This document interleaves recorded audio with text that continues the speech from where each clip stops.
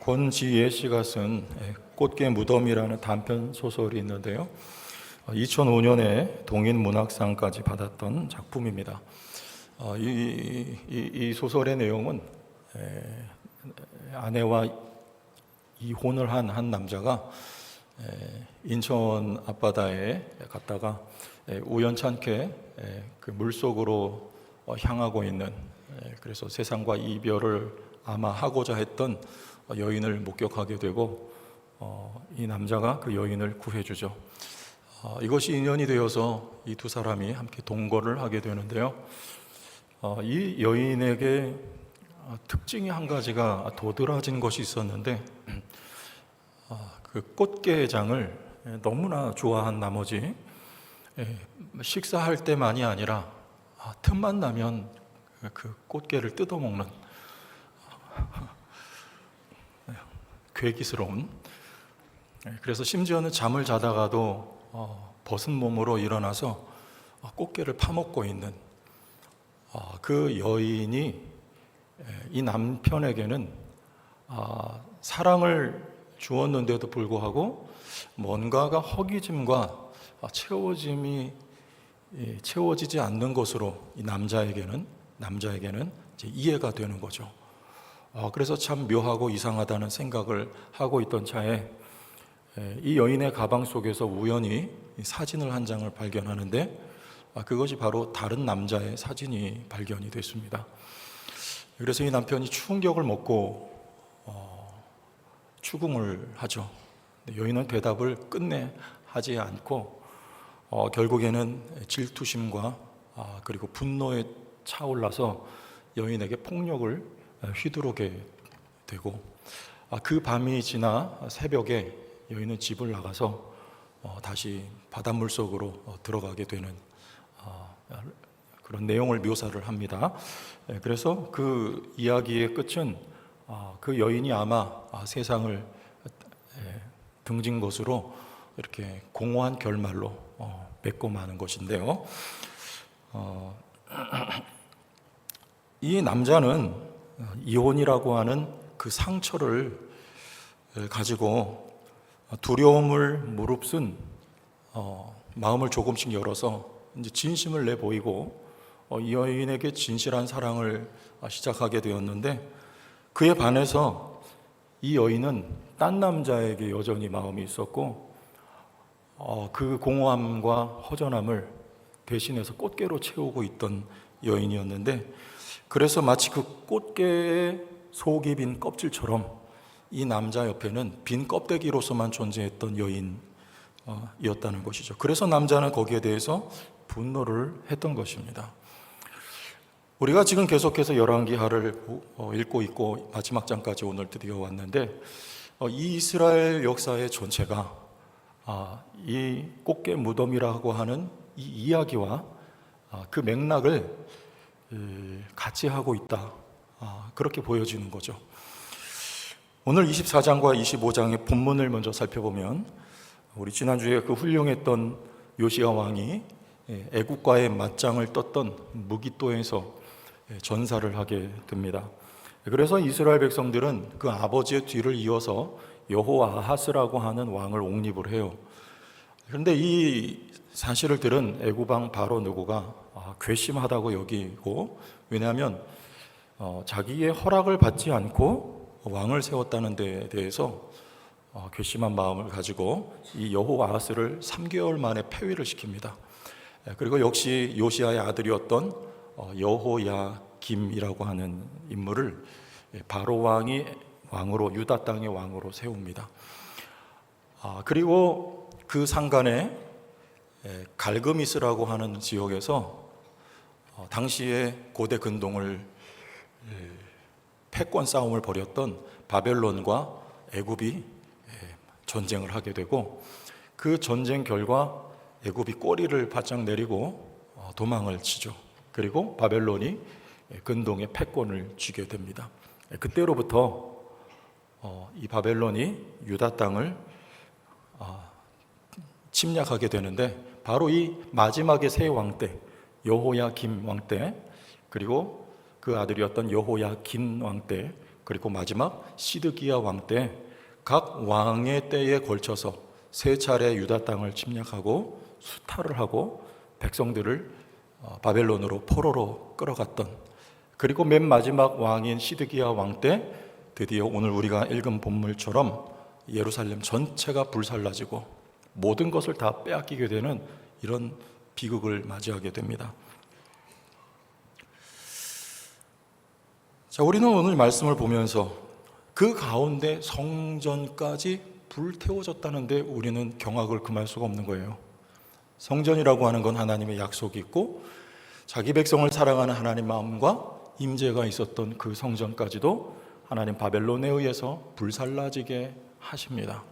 그리고 모든 왕궁과 유다인들이, 귀인들이 살았던 집과, 그리고 사람들을 포로로 잡아감과, 그리고 금, 귀금속까지도 다 넘겨져 버리는 거예요. 이런 하나님과의, 백성과의 관계가 어땠길래 이런 처참한 파국을 맞이하게 되었는가 하는 것이죠. 한 가지입니다.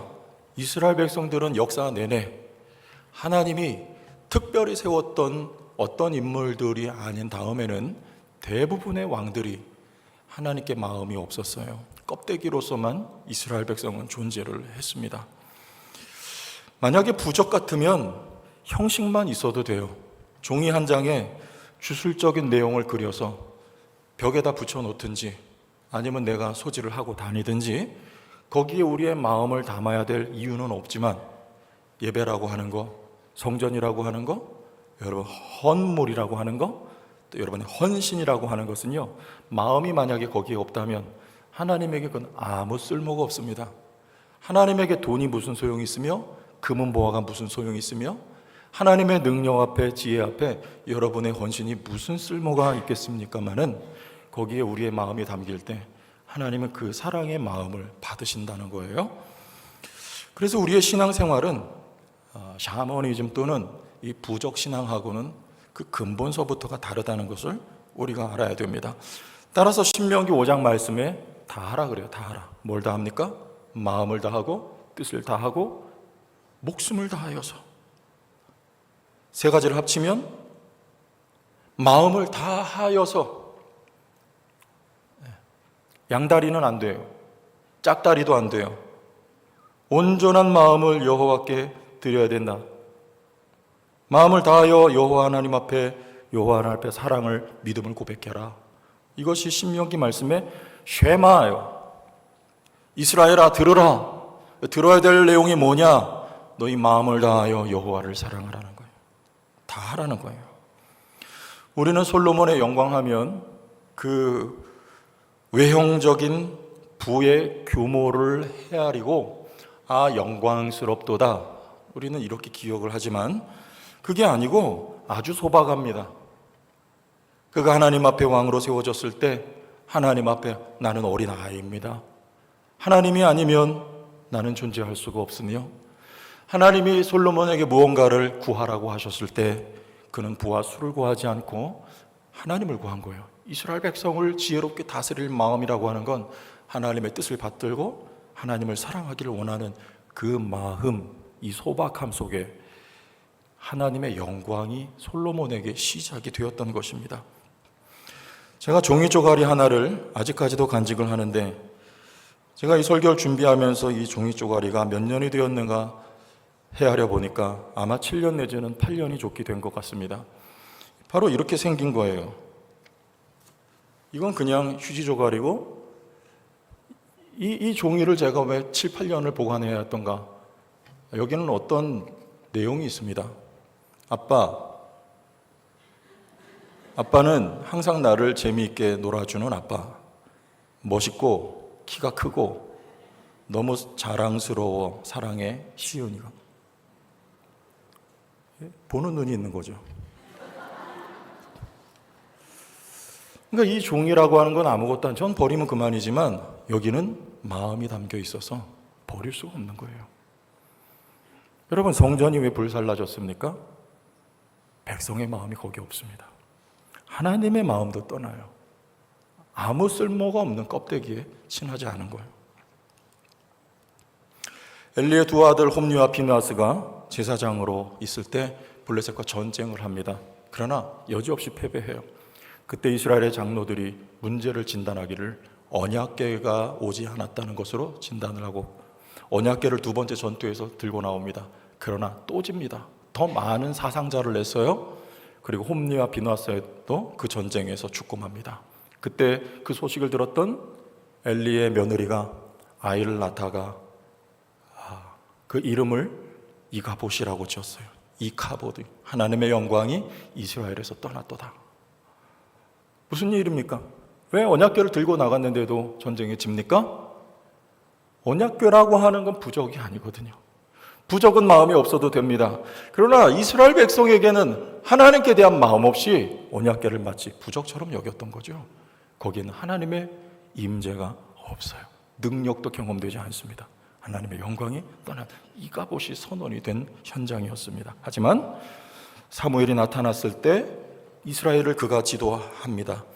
이제 사무엘은 블레셋을 이기기 위한 한 가지 전략을 이스라엘 백성에게 제시를 했습니다. 그 한 가지가 곧 마음이었어요. 사무엘상 7장 3절을 봅니다.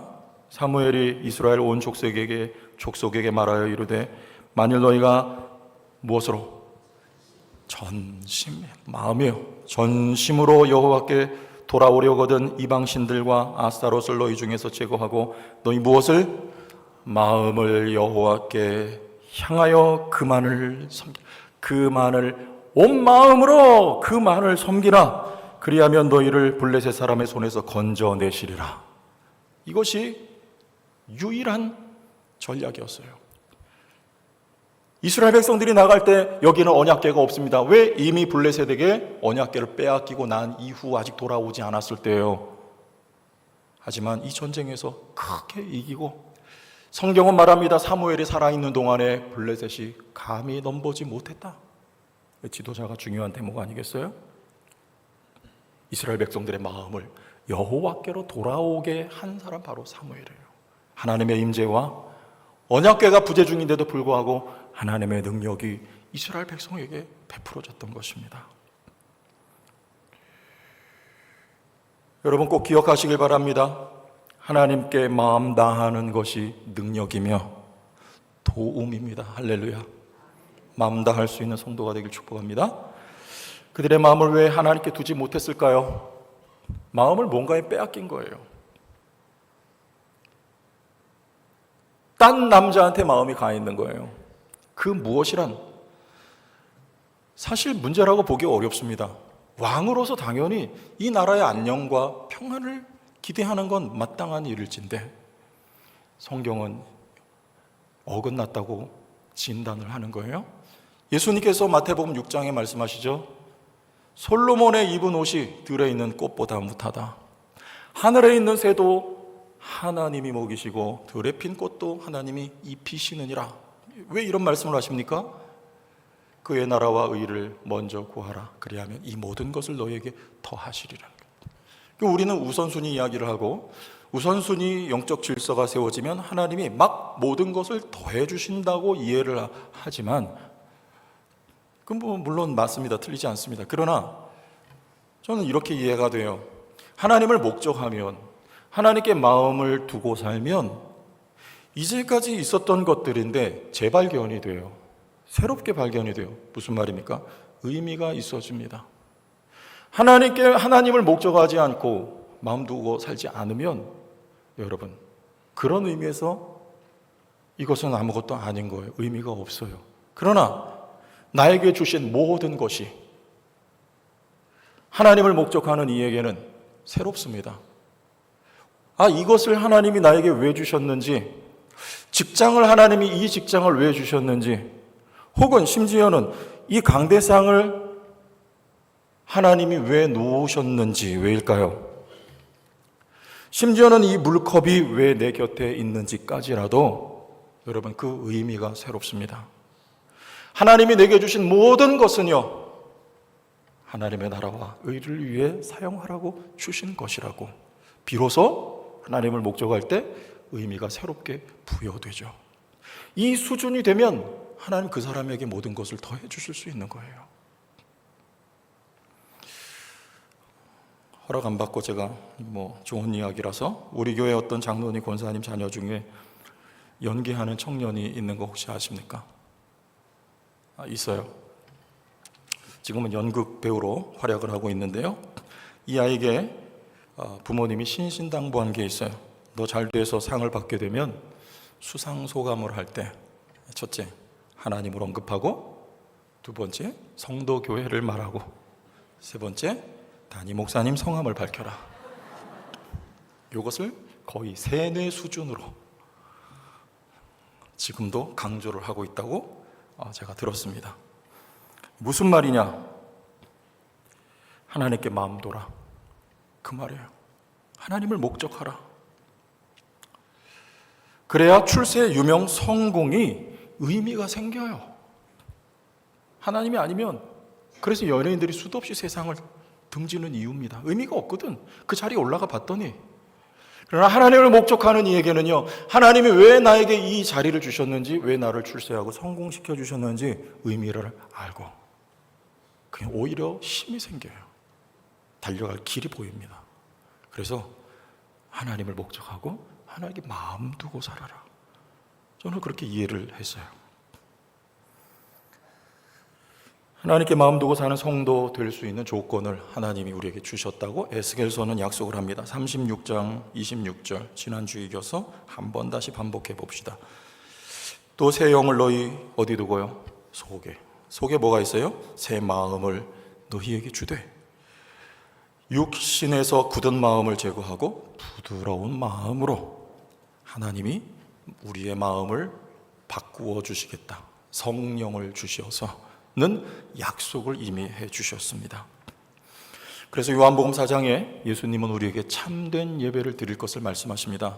참 예배란 영과 진리요, 영은 성령이요, 진리는 예수께서 요한복음 14장에 성령 곧 진리의 영이라고 말씀을 하셨죠. 우리가 드릴 참된 예배는 이곳저곳 장소의 차원이 아니라 성령으로 드리는 예배가 참 예배입니다. 성령으로 드리는 예배란, 성령은 에스겔서의 말씀처럼 우리의 마음을 바꾸어 주시고 세상을 향해 있던 마음 바꾸어 하나님을 향한 마음이 되게 하시고 그 마음과 중심으로 뜨겁게 하나님을 향하여 있는 곳에서 또 나와서 모여서 정해진 장소에도 예배할 때 그 예배를 예수님께서 말씀하신 참 예배라고 우리에게 그런 예배를 드리라, 마음이 있는 예배를 드리라 말씀하시는 것이죠. 그런데 우리는 성령의 일하심에 대해서, 우리 안에 성령이 계신데 그가 어떻게 일하시는가, 여기에 대해서 편향된 생각을 가질 때가 많습니다. 초자연적인 이해만을 우리가 주로 가지고 있습니다. 성령이 수련회 한 번, 성경학교 한 번, 부흥회 한 번을 통해서 막 뜨겁고 막 뒤집어지고 그래서 우리 마음이 바뀐 예가 사실 있습니다만 일반적이지는 않습니다.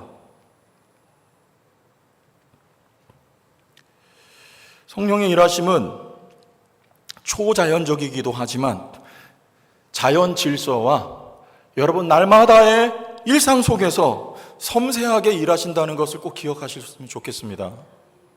일상 속에서도 성령님은 병자를 치료하실 때도 초자연적으로 순간 암덩어리가 녹아내려버리게도 하나님이 기도를 통해서 일하시지만 약을 통해서도, 필요하면 의사의 손을 통해서도, 그래서 필요하면 수술을 통해서도 하나님이 역사하신다. 여러분, 이런 균형이 있어야 돼요. 그래서 우리가 기도한다고 약을 버리는 건 믿음이 있는 게 아니에요. 반대로 그건 믿음이 없는 것입니다. 하나님의 은총이라고 하는 건 특별 은총도 있고 일반 은총도 하나님이 주신 은총이 올시다. 성령의 역사도 똑같아요. 그래서 우리는 이 열왕기서를 포함해서 이스라엘의 역사를 기록한 책을 말 그대로 역사서로 분류하는 이유가 그래요. 하나님이 자기 백성을 위해서 이 장구한 이스라엘의 역사 속에서 많은 사건들과 정황들을 통해서도 하나님이 일하셨습니다. 그렇게 하시는 이유가 있어요. 이스라엘 백성의 마음이 새롭게 되는 것은요, 강압이나 강제나 조정이나 통제에 의해서 되는 것이 아닙니다. 아까 꽃게 무덤에서 남자가 여인의 폭력을 가해요. 마음이 돌아옵니까? 그렇게 해서 돌아온 마음이라면 그게 사랑입니까? 그렇지 않죠. 그래서 우리에게는 하나님이 허락하신 시간이 있고 역사가 있고 여러분 개인의 그것을 통해서 우리 스스로의 자원하여서 선택이 있어야 하기 때문에 시간이 필요하고 어떤 어려운 경험이 바탕이 되어서 만들어지는 마음의 변화야. 이 모든 과정을 우리는 성령의 일하심이라고 볼 수 있는 균형 잡힌 시각이 있어야 돼요. 심지어는 이런 경우도 있어요. 천정은이라고 하는, 혹시 여러분 많이 아시죠? 50 넘은 자매가 있었어요. 우리 교회도 한번 초청을 해서 간증 집회를 해볼까 하는 생각도 있었는데요. 모든 상황과 여건이 맞지 않아서 모시질 못했습니다. 최근에 이 자매가 암투병을 하다가 결국엔 세상을 떠났다는 소식을 전 들었어요.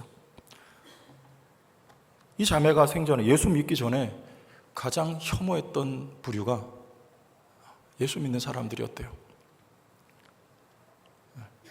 어떻게 저런 사람들이 있을까? 그러니 여러분 예수를 믿었겠습니까? 안 믿죠. 그런데 어떤 암이 발견이 되고 어떤 계기를 통해서 복음을 접했고 그 복음을 통해서 하나님을 발견했어요. 예수님을 영접했습니다. 믿고 나니까 여러분 암이 잠시 완치 판정을 받았던 차에 조금 지나지 않아서 다시 재발이 됐어요. 그럼에도 불구하고 자그마치 항암 치료를 100수십여 차례를 받아가면서 그리고 정말 끈질기게 생존해서 말기 판정을 받았는데 10년 넘게 생존했어요. 그 시간 동안 이 자매가 한 일은 내가 그렇게 극혐했던 예수를 나와 같이 암으로 고통받고 있는 환우들에게 예수를 전하는 일이었고, 이 천정은 자매가 만나서 예수를 전했던 모든 암 환우들 가운데 한 사람도 예외가 없이 예수님을 영접했다고 하고, 그리고 많은 교회들을 다니면서 나를 사랑하신 예수님을 깊이 깨닫고 나도 그 예수를 너무나 사랑해서 예수를 전하다가 천국에 결국 들어갔던 이 자매의 이야기를 제가 들었습니다.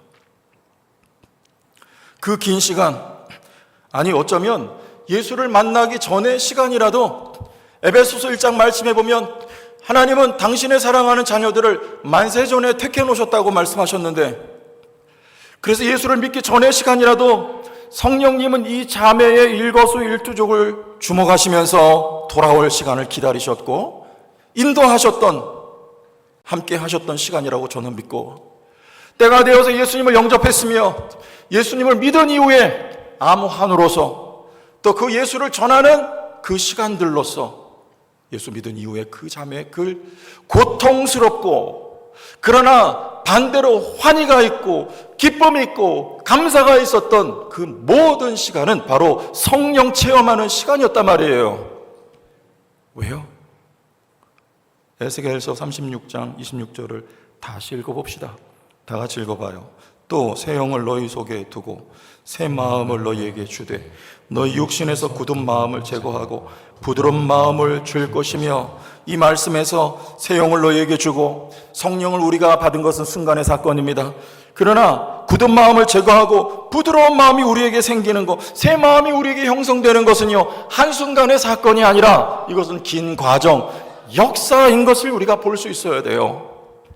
그래서 이 천정호 자매 모든 그 생애, 여러분 성령 체험은요 초자연적인 것만이 아니에요. 우리의 마음이 순간 흔들리고 마음이 떨리고 눈물이 터져나오고 뭔가 감정적인 거, 이것만이 아니라 그건 올 수 있고 오지 않을 수 있는 감정의 차원이요, 성령 체험은 오늘도 그리고 내일도 여러분에게 허락된 생애 동안에 날마다 성령은 여러분과 함께 하시고 여러분의 마음을 그렇게 돌이켜 놓을 수 있도록 관여하시고 간섭하시고 주관하시는 성령 체험의 순간이다. 할렐루야. 때로는 그것이 고난이고 때로는 그것이 아픔이고, 그러나 한때 우리에게 하나님 주신 기쁨의 순간 모든 것을 다 종합 통틀어서 성령 체험하는 여러분의 인생이 된 줄로 믿고 감사하기를 주의 이름으로 축원합니다. 하나님은 그렇게 우리의 마음을 일상생활 속에서 새롭게 바꾸신단 말이에요. 이 천정은 자매의 마지막 모습을 제가 유튜브에서 봤어요. 너무 초라해요. 아니, 초췌하다는 말이 맞아요. 먹지 못하고 치료를 받으니 몰골이 뼈만 앙상합니다. 피부색은 너무나 거무튀튀해요. 그 자매를 보며 저는 사도 바울의 말이 생각이 났습니다. 고린도후서 4장 16절에 그러므로 우리가 낙심하지 아니하노니 우리의 겉사람은 낡아지나 우리의 속사람은 날로 새로워지도다.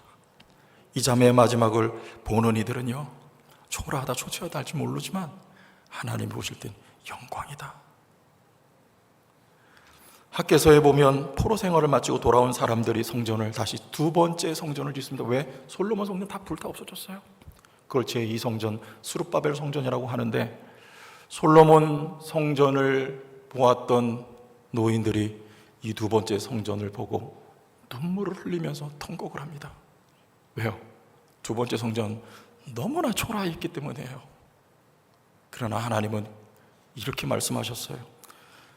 학개서 2장 9절에 이 성전의 나중 영광이 이전 영광보다 크리라.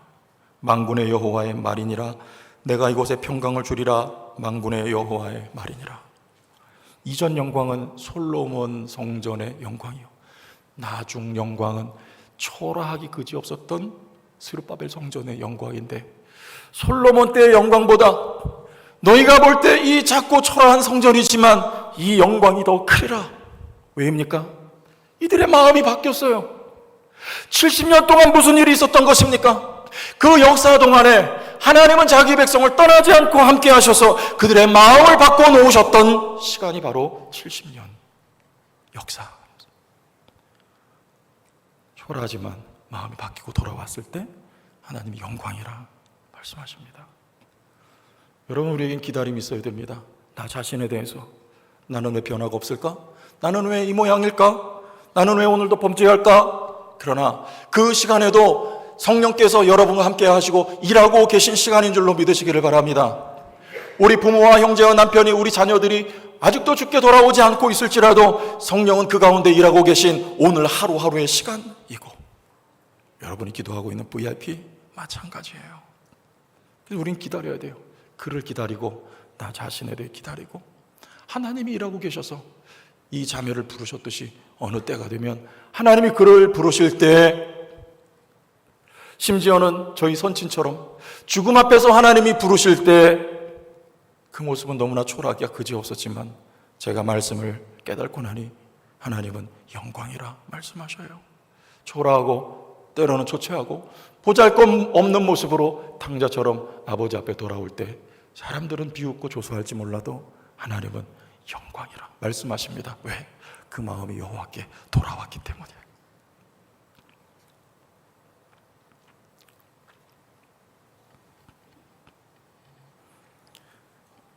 아무리 꽃게살을 파먹어도 그 허기짐과 공허함을 채울 수 없어서 이 세상 사람들과 가는 길을 달리했던 여인과 같이 우리가 성경 속에 기억하고 있는 한 여인, 사마리아 여인은요, 수가성에 살았지만 마찬가지로 공허함에 지쳐서 남편을 5번이나 갈아치우고 마지막 6번째 남편과 살고 있을 때 답이 없었습니다.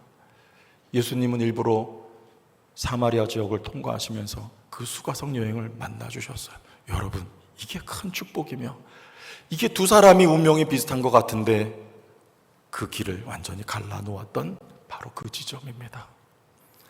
이제야 비로소 진정한 남편을 만났고 무엇으로도 채울 수 없었던 그 공허함을 예수님으로 말미암아 채울 수 있는 축복을 받았어요. 예수님 그 여인에게 말씀하십니다. 네가 주는 물은 다시 목마르니와 내가 너에게 주는 물은 영원히 솟아나는 샘물이 되리라. 여기서 물이라는 것은 성령을 말하는 거예요. 나를 믿는 자는 그 배에서 생수가 솟아나리라. 곧 그가 받을 성령을 예수께서 말씀하신 것입니다.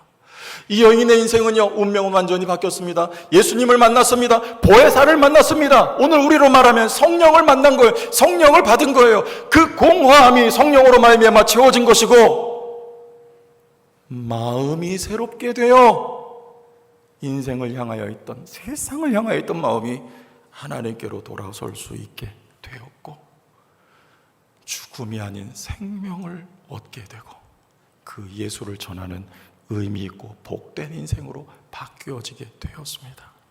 이것이 바로 여러분 안에 계신 성령께서 하시는 일입니다. 우리의 인생을 소리만 요란한 빈술의 인생이 되지 않게 하시고, 여러분의 공허함을 메꾸어 주시고, 아니 충만하여 흘러 넘치게 하시고, 그리고 우리의 마음을 날마다 바꿔 의미 있고 행복하고 보람 있는 살맛 있는 인생으로 바꾸어 주시는 성령께서 여러분 생애 동안에 함께 하심을 기억하시고, 돌아온 한 주도 성령 체험하는 주가 되시기를 주의 이름으로 축원합니다.